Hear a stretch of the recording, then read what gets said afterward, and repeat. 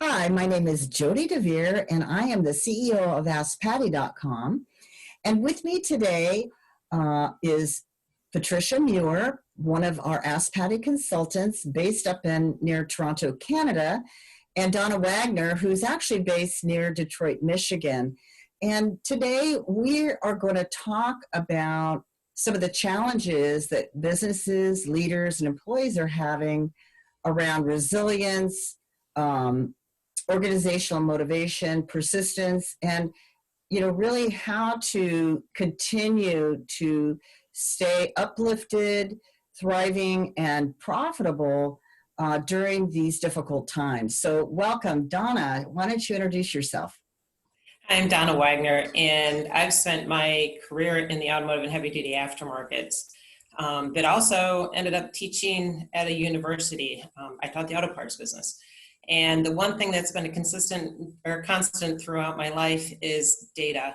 I love data. I live my life on spreadsheets, and what I found is even through data and facts is I end up with a lot of creativity when it comes to developing solutions. And so that's the basis of from where I work. And hopefully, we're going to touch on some of that today. Great. Thanks, Donna. Patricia? Yes. Hello, Jody. Hello, Donna. It's so great to be with you today. And my business is all about helping business owners and leaders build a good foundation for their business. And when we talk about foundation, of course, we talk about business processes, but we also talk about a foundation for leading employees and actually leading yourself. So I'm looking forward to our conversation today so that I can share some of the things that I've been seeing during this time of COVID with leaders and how we can help employees be more resilient and even the leaders themselves, because they're not alone in this. They are suffering as well. And I'd like to be able to share some of the things that I'm seeing and what is helping for those leaders. Very good. Yeah, I've been hearing a lot from different clients and partners, the many challenges to stay focused and to stay on track and to mitigate fear and anxiety amongst their employees and themselves.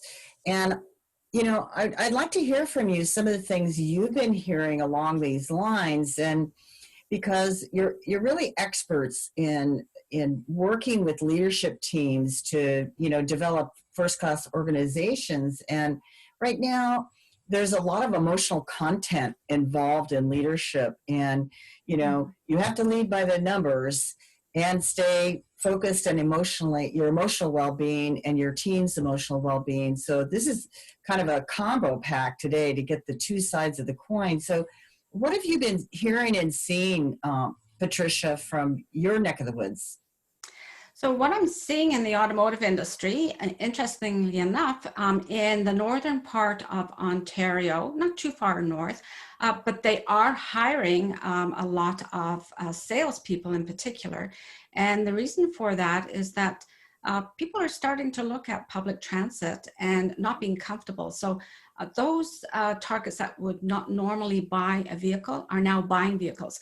So there has been an uptick in sales. And then, of course, there is an appreciation for we need to have our vehicles running well, especially with the changing of the seasons. So people are starting to return to the dealership to have their vehicles serviced. Some dealerships are doing a magnificent job of no contact. And I know when I have my vehicle service, I leave my key in the slot and then overnight. And then when I pick it up, they have put the keys underneath the seat, and I have another fob, of course. But then I'm able to pay online. So they're thinking of some great ways for some of us who are still nervous about going into closed areas. And I think they're doing a magnificent job. Now, on the other side is I am seeing leaders in business really suffering themselves.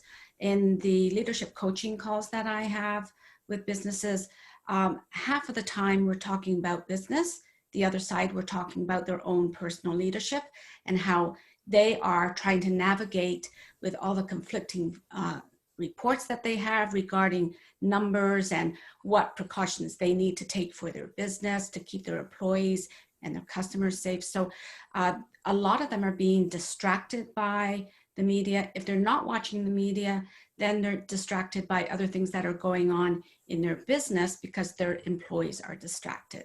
So I'd love to hear what Donna has seen as well.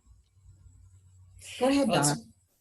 it's been interesting, and I'm seeing some of what you're seeing as well, Patricia. I work a lot with high school and post-secondary automotive and heavy duty tech programs. And with that, we're also working with companies in the industry. And one in particular on the heavy duty side is reporting back to us the shortages of employees. And so clearly there's pockets of industry where there's shortages. And even with my local repair shop, you know, they're booking 2 weeks out. I had to wait 2 weeks for an oil change. I was like, really? And so it's interesting. And even through the conversation, again, it all comes down to the numbers. There's just interesting what's selling and what is not. So cabin air filters, the sales took off on cabin air filters because people were concerned about air quality. And so when you dive down in and understand what's happening in the environment, it was a really fast change. And how do you address that? And how do you, in essence, take care of your customer and alleviate some of those fears with air quality, or, in this case, there's jobs out there, but how do you manage those jobs and make sure that the employees are safe and the customers are safe? And so, there's been a lot of stress around that. But at the same time, there's really big pockets of opportunity. The uptick in online sales caused an uptick in shipping. So there we have increased demand on maintenance and repairs for heavy duty trucks and even light vehicles. So it follows to some degree some of what happened through the Great Recession. The repairs and service side really rebounded quickly because people changed their buying habits. And so right now, people have changed their buying habits, and we need to look at what's the long-term end result of that. What's going to stick and what's not going to stick. But in the meantime, we need to focus in on, making sure our employees are safe and that they're getting away from some of the stress and the daily grind, and understanding that life has gone on and there's still opportunities. So I think, when it comes down to it, setting individual goals, and being able to work with your employees to have them meet those goals in these changed circumstances can really help them stay focused and on those activities that are going to be most important to them. Mm-hmm. Yeah, I'd like to add that in talking to several of my clients, they've had to rehire because either individuals that were working there now face childcare issues because now kids are back to school. And so they have to be there for their kids. They can't leave their young ones to Zoom online by themselves. That's not possible. So there's been some additional childcare issues or just personal health issues where they aren't ready to return to the workforce because of their anxiety about their own health. And so there is a pipeline of new positions, but there's also a challenge getting those people trained and, ready to go. Of course, here at Ask Patty, we do customer service training. We've been working with clients to assist them, to bring on new people. I love the influx of people who've never been in automotive coming into the space. I love that. That's a positive. But I think leaders are struggling with, some of the more difficult challenges, like, we had a client that exposed our team or potentially to COVID, things like that. So there's a lot more worrisome issues. I know, without getting too emotional here that people are suffering from some sort of anxiety, depression disorders more and more, especially if you're prone to that. So what do we do to help teams and leaders, sort of address that and not walk around with blinders on? So I'll turn to Patricia. I think you have some thoughtful commentary around those issues. Go ahead.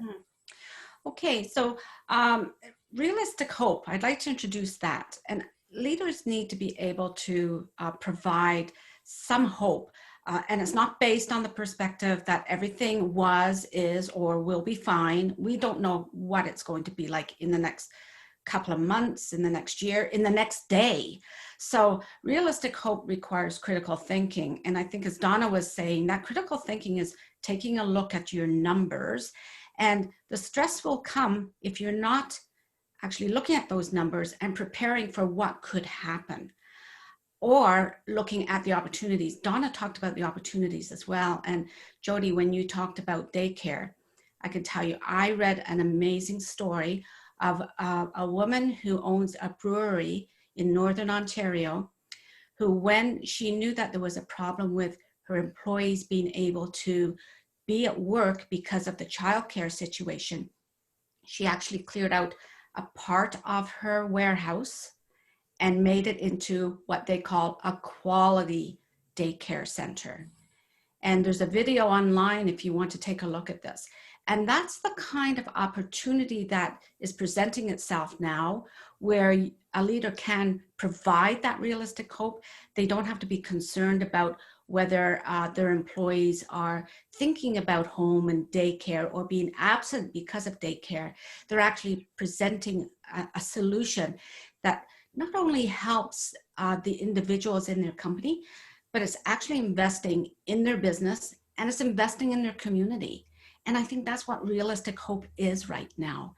And on the other hand, unrealistic optimism or a false hope, it's not based on critical thinking. So going back to what Donna said, look at your numbers, look at the opportunities in your numbers, track them, and look for those opportunities outside of the usual. Like, what can I do to help my employees do a good job? Donna, you want to talk about some of the things you would recommend leaders and managers should be tracking right now, and what kind of tools they should be employing? Go ahead. Just because most people are working either remotely or partly remotely, it doesn't change meeting organizational goals and individual employee goals. And so that's a great way of bringing in employee recognition. And you can do that in a number of different ways. That makes, it really is a motivator. It makes people feel better about what they're doing. And whether you're on a Zoom meeting or maybe it's something through social media posting or even in your front window, whatever your situation may be, when you can recognize and celebrate those wins, then, everybody's a little more motivated and it makes them more focused on meeting that next goal and objective. So one of the things you can do is really just recognize the contribution that employees are making. And one of the things I was thinking of is Patricia was talking was that, there's a lot of opportunities out there and things are changing and your employees have ideas. So give your employees an outlet or an opportunity to share what they see as opportunities for your company. And again, recognize and reward those things. And maybe not everything is workable, but you surely are going to come up with some really great nuggets that the company can center around, and it really becomes a motivator for the entire team. Mm-hmm. Yeah, in fact, one of the creative approaches to some of the additional stress, one of my clients is now having twice a day, 5-minute mindfulness where everyone, to quiet themselves and to breathe, to learn to breathe, and that does two things, and it's worked out very well. You're acknowledging that you realize that there's additional stress and anxiety. So just acknowledging that within your employee account helps them feel better because they feel supported, and that it's actually a good thing to do some deep breathing and take a break from, and maybe have a small exercise period or some way to help employees feel supported and to give them some outlet for their anxiety, acknowledging that. And of course, you can also provide through your human resources department and your management some sort of one-on-one consulting and so forth. But I think weaving it into their daily work is a lot more motivating. Mm-hmm. Mm-hmm. Absolutely. And, tying the numbers to it. So, maybe you had a sales goal or a revenue goal of X for 2020, and that, probably got thrown away with the baby in the bathwater. So maybe it's rewriting those goals and then, identifying how does each employee help you meet those goals.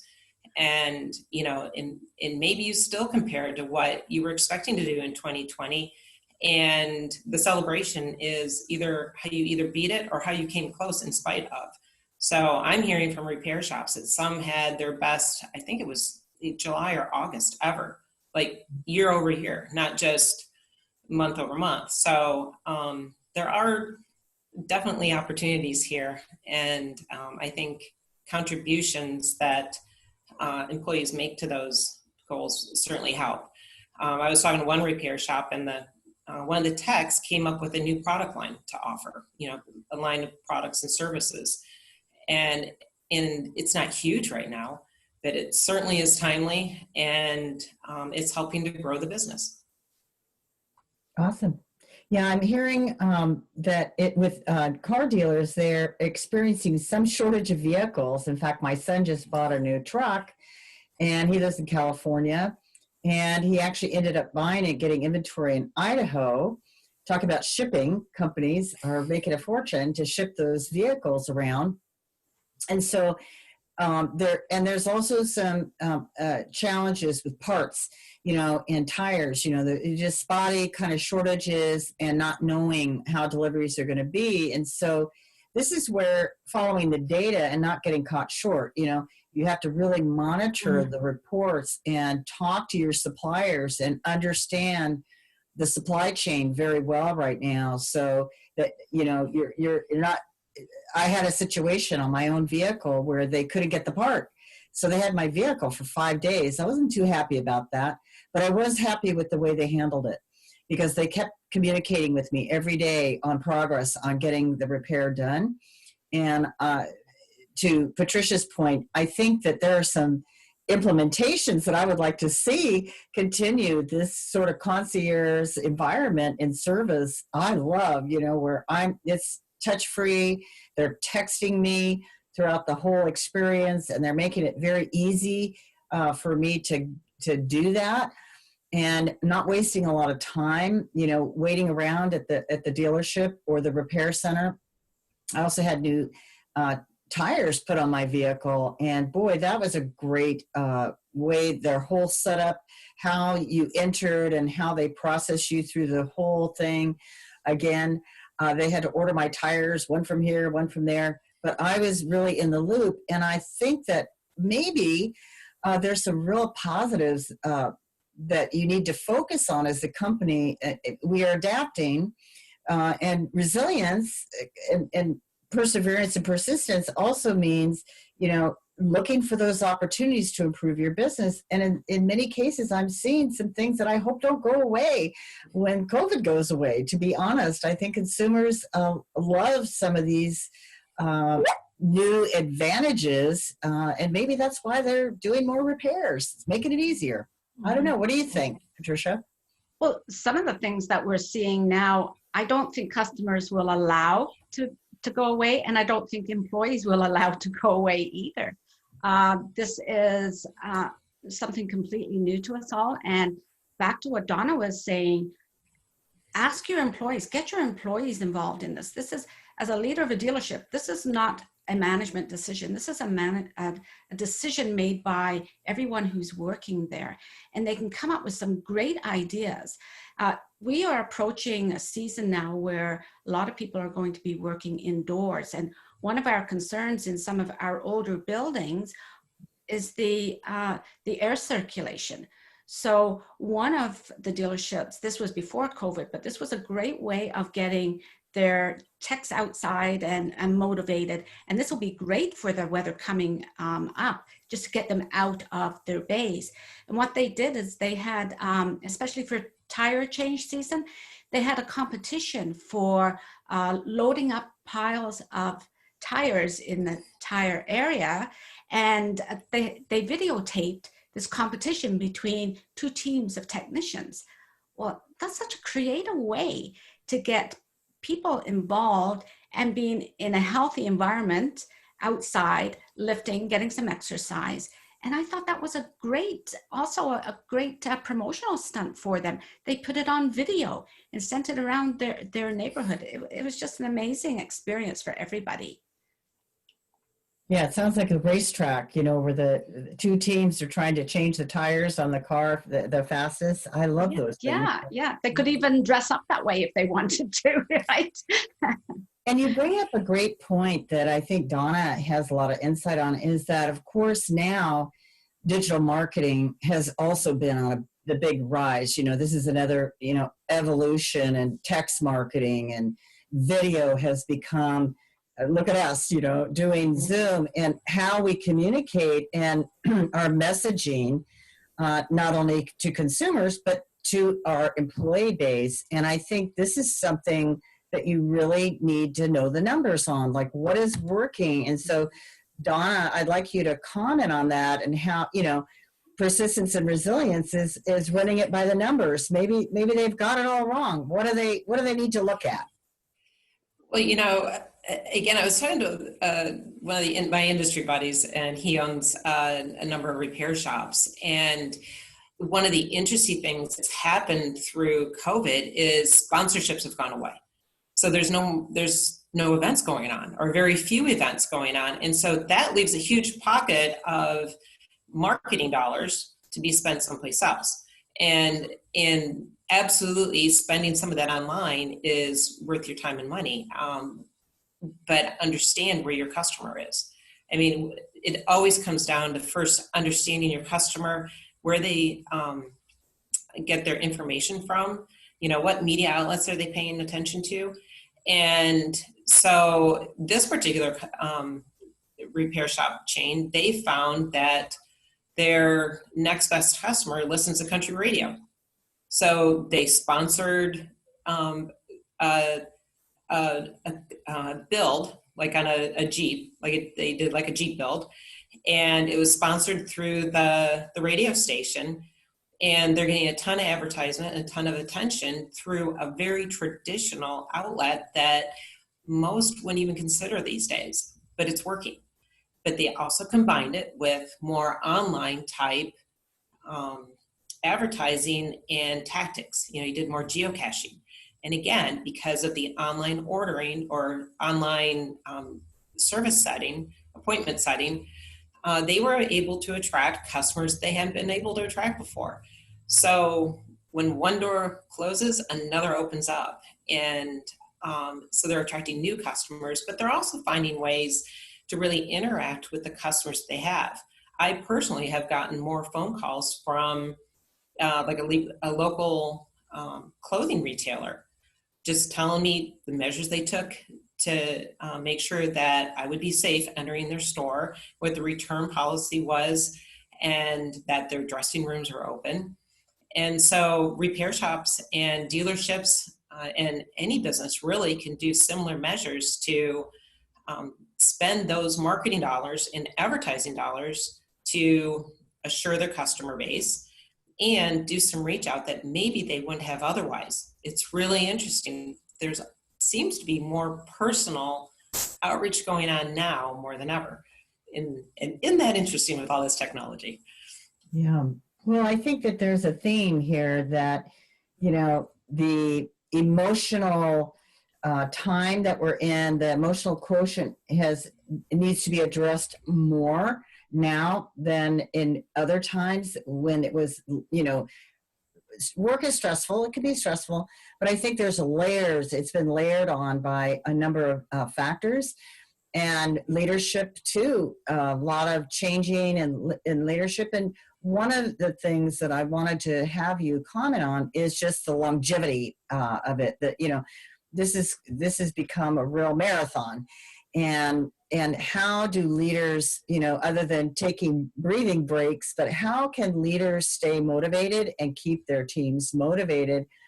And over the long run, we're coming up into the change of season. That's going to present additional challenges to be addressed, and to be forward thinking, to be planning ahead. It's easy right now to just, get very myopic in your viewpoint because there's so much, bearing down. So can you just throw out a couple of tips on that, Patricia? One of the things that I thought of, Jody, when you said this is a marathon, and that is there is a lot of studies on pro athletes that, yes, we only see them perform when they're performing. We don't see what it takes for them to actually get to that point, and that is the importance of recovery. I have heard some people say that they haven't been able to take time off from work. They've been busy. The demands of work and the demands of family are really taking a toll on them physically, mentally, the stress.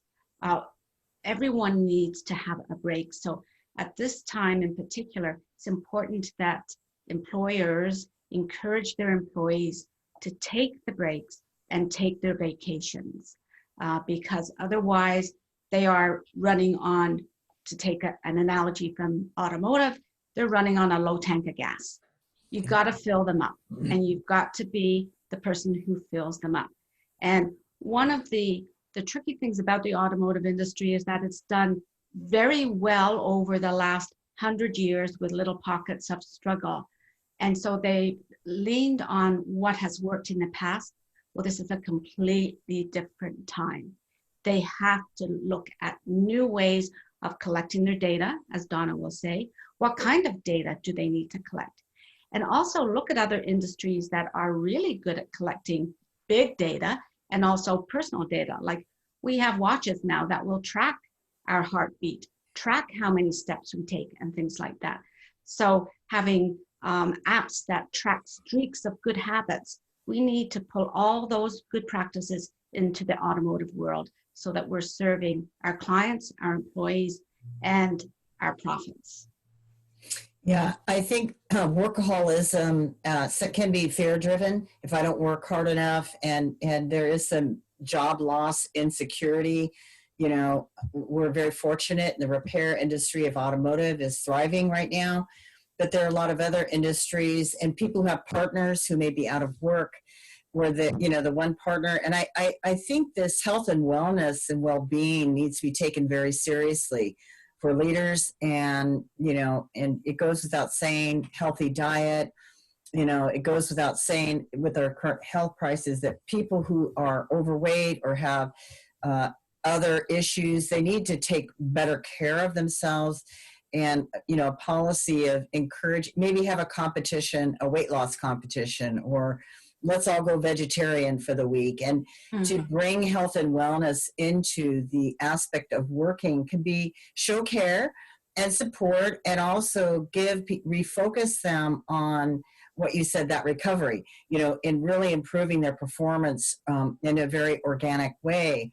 What are your thoughts, Donna? Yeah, and to play off of the idea of taking that time off in the recovery phase, really managers and company owners need to set the example, and they need to lead by example so that their employees are comfortable doing those things, and they need to talk about it. So I think that's a step number one is to do that. And to your point, Jody, yeah, those things that are, healthy habits, reward healthy habits. So, getting out and getting, your steps in for the day. And I know I track mine, and and healthy eating, and give an outlet for employees to share that information on what worked for them. So, maybe we're not measuring the pounds, but maybe we're measuring the healthy habits. And really, those are those things that we want to be repeatable and become a habit, and not just something we do on a daily basis. I struggle with that myself. So it takes a while to build that habit. I know. I got the water down. So. Right. Drink water, and I think that having themes, just like goals in companies, like we're all going to get healthier, and maybe sponsor. And I know a company who did this. It was one of the things that's safe to do together are outdoor activities. Sponsor a bike ride, and even provide the bikes, and have your families come and just spend a Saturday afternoon and go for a spin for a mile or two together as a company. Can be very uplifting during these times to kind of get you over the humps of some of these other types of discouraging, or what I call things that paralyze you and your team. You can break through by refocusing them on how do we recover and how do we sustain, and do it more organically than just, setting a goal and saying, this is what we're going to do, and try. Sometimes you have to act your way into it. You can't talk your way into it or out of it. And I think action maybe in healthy living could be a very positive way for companies to lead right now in that area. Jody, I'd like to share what Donna was saying about leading this wellness as well. So being a role model, one of the dealership principles that I admire very much is when we have snowstorms in the Toronto area, and there enough snow where, usually it's the salespeople that have to go out there and shovel off the snow off of the cars and things like that. He comes without his suit jacket on. He's got all his snow removal gear on, and he's out there with them, and he's removing snow with them. So that shows that he's not just leaving those types of tasks to the salespeople, but he's also out there getting exercise and fresh air as well. And that's something, unfortunately, that can be done social distancing, is snow shoveling. Yeah. And so maybe creativity around these areas. And I really, I thank you for all of your ideas and input. And I want to remind everyone who's listening that Donna Wagner and Patricia Muir are available. Their consulting practices can be found on Ask Patty on the consultants page. You could reach out to them if you would like additional insights. This is just the tip of the iceberg in some of the areas that they excel in helping leaders and companies thrive. Thank you so much for being with us today, and I hope you have a great day today. Bye now. Thank you.